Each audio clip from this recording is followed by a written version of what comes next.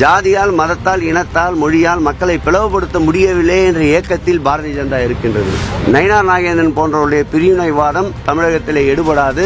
தமிழகத்தை மணிப்பூராக மாற்ற நினைப்பவருடைய கனவு இங்கே பலிக்காது. அவர் முழுவதுமாக பாரதிய ஜனதாவிற்கு அடிமை சாசனம் எழுதி கொடுத்து விட்டார். வெந்ததை தின்றுவிட்டு வாயிலே வந்ததை பேசுபவர்களுக்கும் பதில் கூற தயாராக இல்லை. காமாலை கண்ணு கொண்டவனுக்கு பார்ப்பதெல்லாம் மஞ்சள் என்று சொல்லுவார்கள். அதுபோல் நயினாரை இன்னும் அங்கே டேக்கப்பே ஆகல. அங்கே பார்ட்டியில் இன்னும் லிப்டே ஆகாத உட்கார்ந்துருக்கார். அவர் இது மாதிரி ஏதாவது சொல்லி தான் ஆகணும். தமிழகத்தில் தான் ஜாதியால், மதத்தால், இனத்தால், மொழியால் மக்களை பிளவுபடுத்த முடியவில்லை என்ற இயக்கத்தில் பாரதிய ஜனதா இருக்கின்றது. அதற்காக இப்படிப்பட்ட சொற்களை அவர்கள் பயன்படுத்துவது இயல்பு. நம்மை பொறுத்தளவில் மனித உணர்வு, அனைவருக்கும் ஓர் உயிர், ஓர் உடை, ஓர் உணவு, இதை நோக்கித்தான் நாம் ஒற்றுமையோடு பயணித்துக் கொண்டிருக்கின்றோம். நயினார் நாகேந்திரன் போன்றவருடைய பிரிவினைவாதம் தமிழகத்திலே எடுபடாது. அமைதி பூங்காவாக தமிழகம் திகழ்ந்து கொண்டிருக்கின்றது. தமிழகத்தை மணிப்பூராக மாற்ற நினைப்பவருடைய கனவு இங்கே பலிக்காது. சட்டம் ஒழுங்கு முழுமையாக நிலைநாட்டு கொண்டப்பட்டிருக்கிறது என்பதை நயினார் நாகேந்திரனுக்கு தெரிவித்துக் கொள்கிறேன். திருப்பரங்குன்றத்தில் தீபம் ஏற்றப்படும் ஜி சுவாமிநாதன் வந்து நிகழ்ச்சியில பங்கேற்ற கருத்து பதிவு பண்ணியிருக்காரு. ஒரு நீதிபதி வந்து பிரைவேட் நிகழ்ச்சியில இந்த மாதிரி கருத்தை பதிவு பண்றதை நீங்க பாக்குறீங்க. நீங்களே சொல்லிட்டீங்க கேள்வி பதில் ரெண்டுமே தவறுன்னு தெரிஞ்சு தானே கேட்குறீங்க. சார், எடப்பாடி பழனிசாமி அவர்கள் பேசும்போது 100 நாள் திட்டத்தை 150 நாளா அதிமுக ஆட்சி வந்தா மாற்றணும், தீபாவளி அன்னைக்கு புடவை கொடுக்கறது, தீபாவளிக்கு புடவை கொடுக்கறது, திமுக ஊழலை வெளிக்கொண்டு இந்த மாதிரியான விஷயங்களை செய்வோம்னு அவர் பேசியிருக்கிறார்.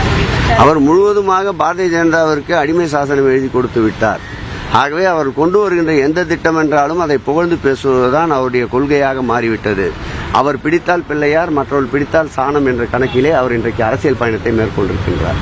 அண்ணாமலை பேசும்பொழுது தொடர்ந்து இது ஊழல் ஆட்சி அப்படின்னு சொல்றதா இருக்கட்டும், பெண்களுக்கு பாதுகாப்பு இல்லை, குடிகார ஆட்சி, கடன்கார ஆட்சி இப்படின்ற விஷயங்களை தொடர்ந்து பதிவு பண்ணிட்டு இருக்காரு. அவங்க பேசும்பொழுது அவங்க மக்கள் சந்திப்பில் நடக்கும்போது அந்த விஷயங்கள் எல்லாம் தமிழகத்திலே இருக்கின்ற பொறுப்புள்ள அரசியல் கட்சிகள் கேட்கின்ற கேள்விகளுக்கெல்லாம் பதில் சொல்லலாம். யார் வேண்டுமானாலும் கேள்வியை கேட்டு போனால் அதை ஊடகத்துறையினர் அதற்கு இவ்வளவு முக்கியத்துவம் தருவதே தவறு.